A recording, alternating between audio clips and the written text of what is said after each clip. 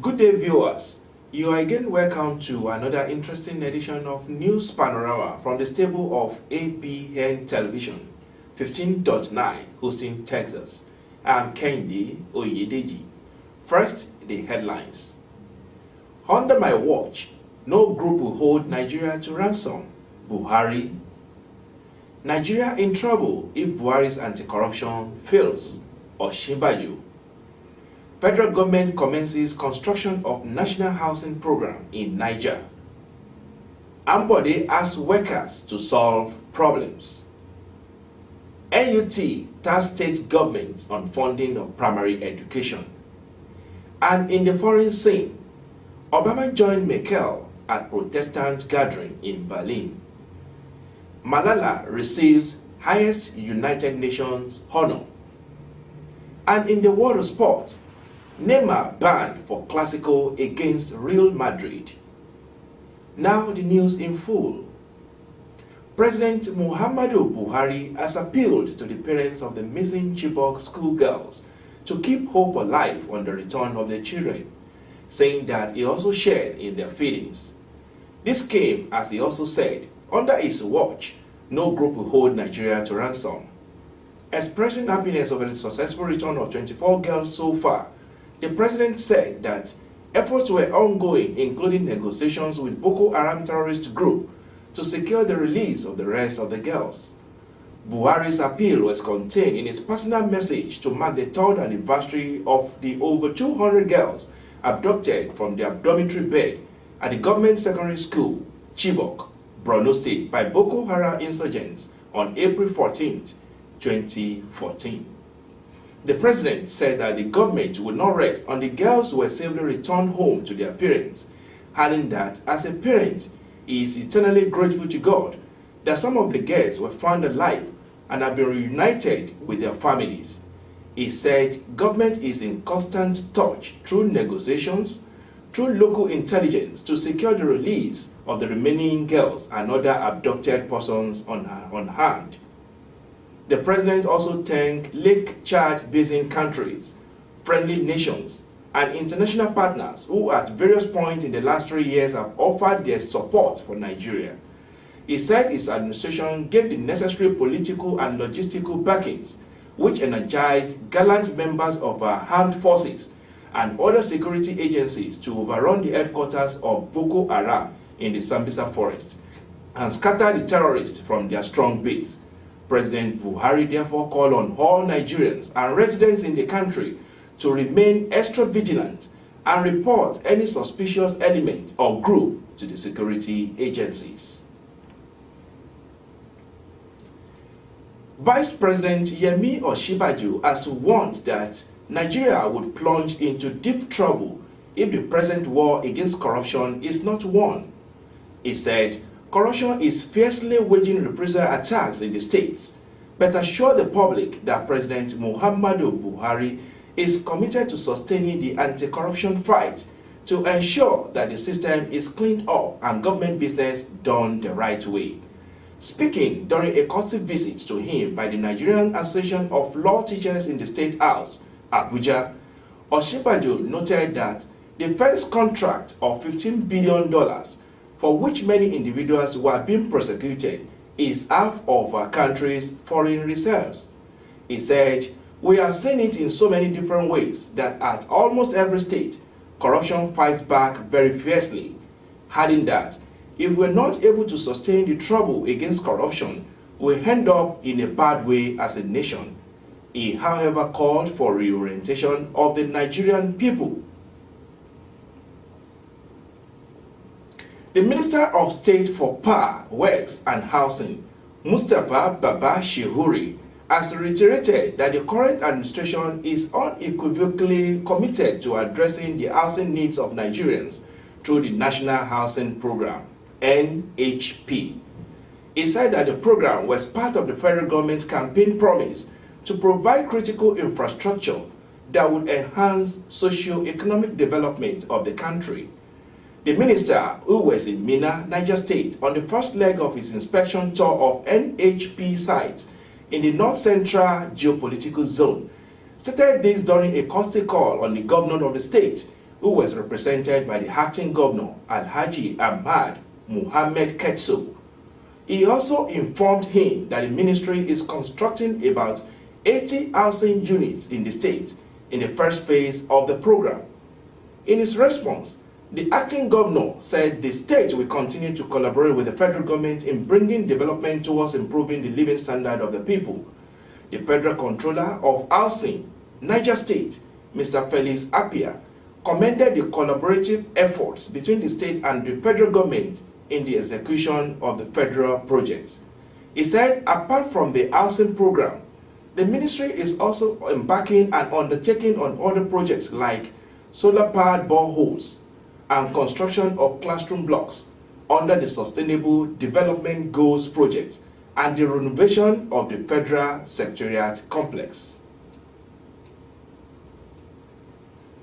The Lagos State Governor, Akinwumi Ambode, has asked civil servants in the state to acquire skills that can assist the government in solving its problems. Ambode spoke while opening a 2-day workshop tagged Leadership Development and Performance, Enhancement for Public Servants in Lagos State, organized by the Lagos Ministry of Establishment, Training and Pensions in conjunction with Messrs. XLS Consulting Limited, Ikeja. He said one of the leadership competencies that have proved indispensable is that of problem-solving skills.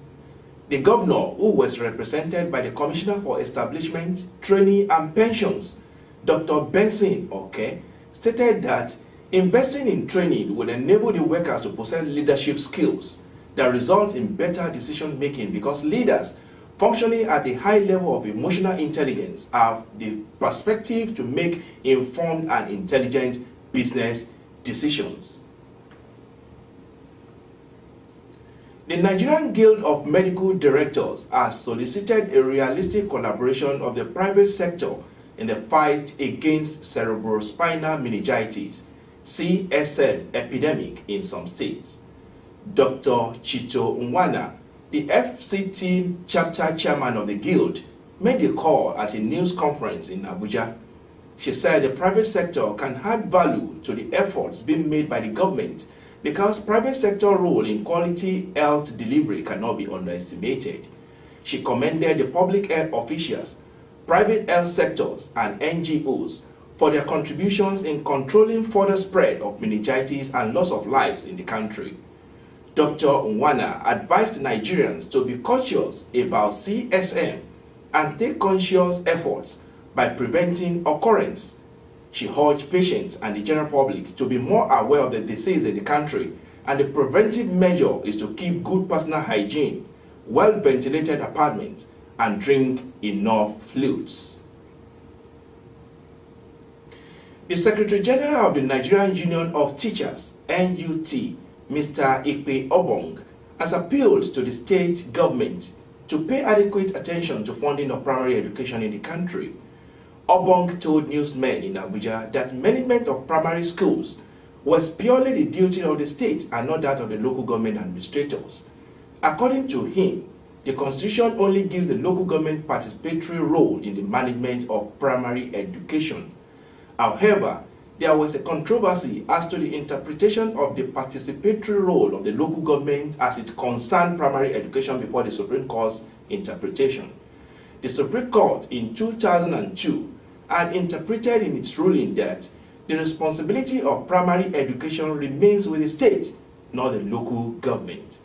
Obong said funding of primary schools became a concern to the union because the paucity of fund has caused shortage of qualified teachers in schools. He, however, said that the primary school teachers' salaries should be paid alongside with other workers in the state in order to ensure just and equal treatment among workers. The Federal Road Safety Corps, FRSC, has deployed 25,000 personnel and 869 vehicles for a special patrol to enhance road safety during this year's Easter celebration. The deployment includes 267 motorcycles, 106 ambulances, and 22 tow trucks for the special patrol exercise scheduled to run from April 13 to April 18, 2017.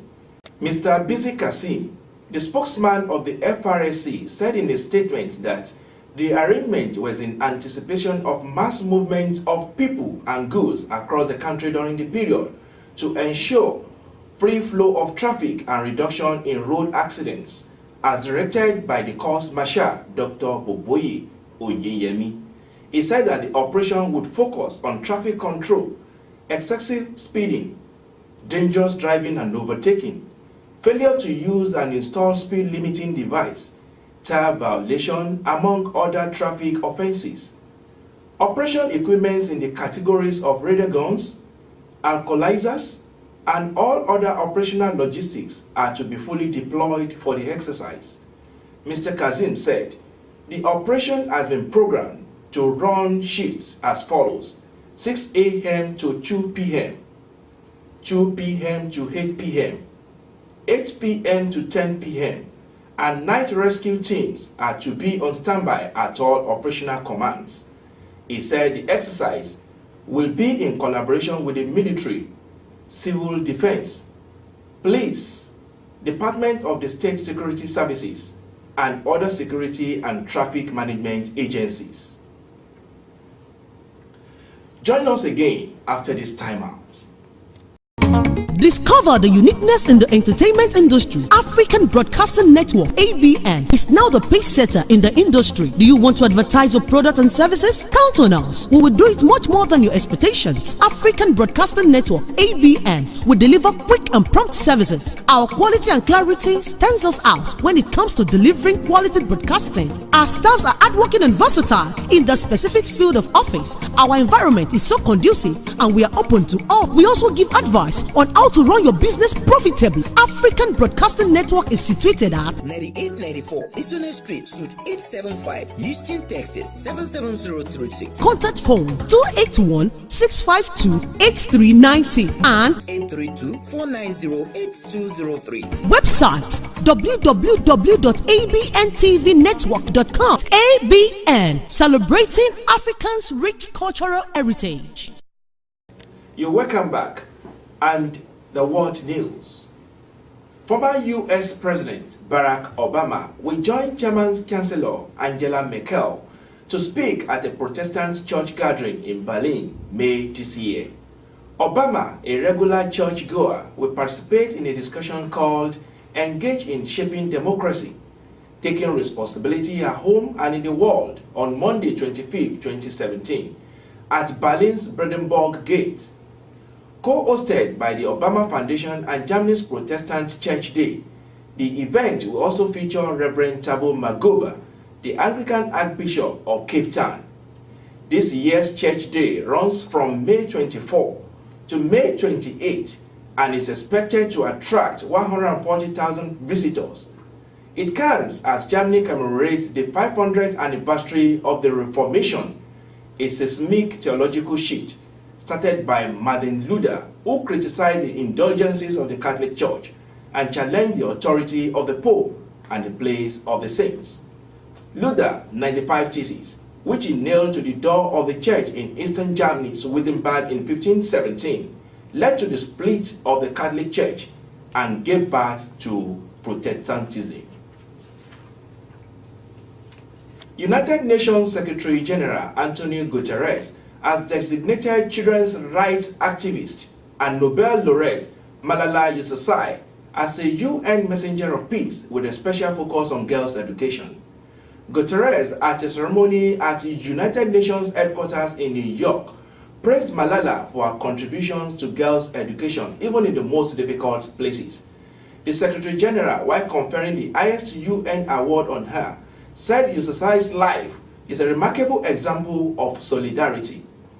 Accepting the conferment, Yousafzai, 19, underscored the importance of education, especially education of girls, for advancing communities and societies.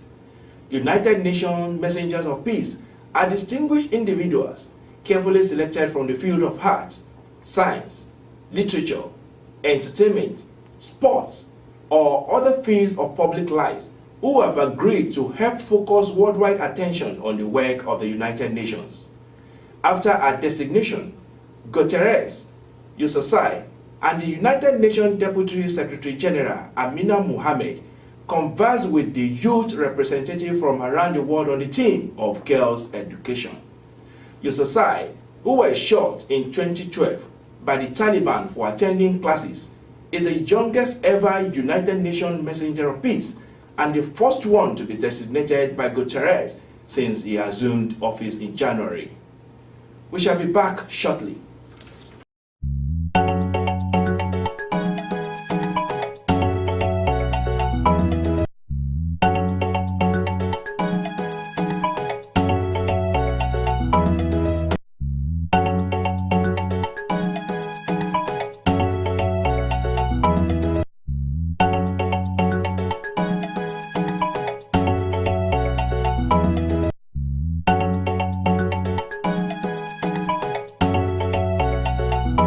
Welcome back. And sports. Barcelona's Brazilian superstar Neymar will miss a huge La Liga clash at Real Madrid on April 23rd after being handed a 3-game suspension. The Spanish Federation said the 25-year-old forward was shown the first red card of his Barcelona career for 2 bookable offenses, as Barca's title defense suffered a big blow in 2-0 defeat at Malaga on Saturday. However, he was handed an extra 2-match suspension on top of the automatic 1-game ban for sarcastically applauding the officials as he left the pitch. Confederation of African Football President Ahmad says he plans to engage former footballers to work with the continental body. The new boss has revealed plans to involve Ghana legend Abedi Pele and many other retired footballers on the continent to develop the game.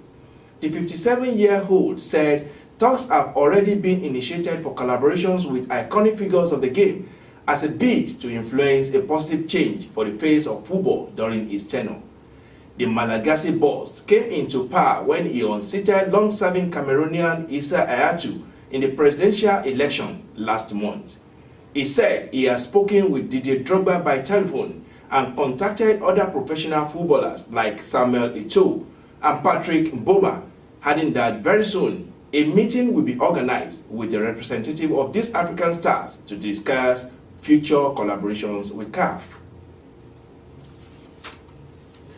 On this note, we shall be drawing curtains on today's edition of News Panorama from the stable of ABN TV 15.9, Austin, Texas. I'm Kendi Oyedeji. Until next week that will come your way again. From every one of us here, we wish you happy Easter celebration.